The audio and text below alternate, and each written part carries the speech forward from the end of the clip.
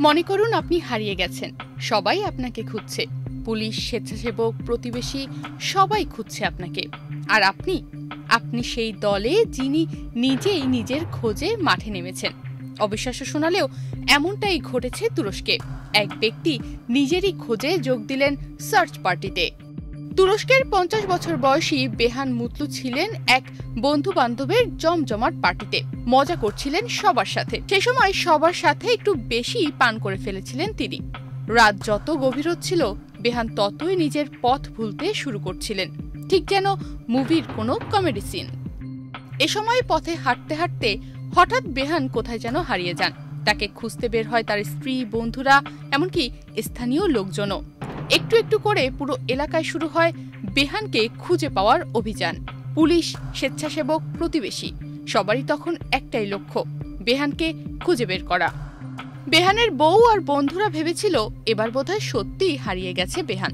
আর সেই বেহান, সে চুপি চুপি এক সার্চ পার্টির সঙ্গে এসে দাঁড়ালেন এবং সবার সাথে সার্চ পার্টিতে তিনি একজনকে খুঁজতে শুরু করলেন। কিন্তু কাকে যে তিনি খুঁজছেন সেটাও কিন্তু তিনি তখন জানেন না। সবাই যখন চিৎকার করে বলছে বেহান মুতলু, বেহান, এক মুহূর্তে নিজেই তখন তিনি চিৎকার করে উত্তর দিলেন, আমি এখানে। এই কথা শুনে তখন সবাই চিৎকার করে বলল, বেহান, আপনি এখানে? তারপর যা হলো তা শুনলে আপনার মাথা ঘোরাতে শুরু করবে। বেহান বললেন, আমি তো এখানে, নিজেই এসেছি খুঁজতে।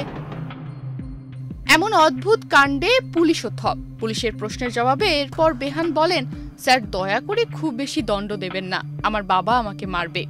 বেহানের এমন কাণ্ড দেখে পুলিশও হাসতে হাসতে বলল, বেহান, আপনি আমাদের সমস্যার সমাধান। বেহানের এই মজার ও আশ্চর্য ঘটনা এখন নেট দুনিয়ায় ভাইরাল, যেখানে নিজেই নিজের খোঁজে বের হয়েছেন তিনি।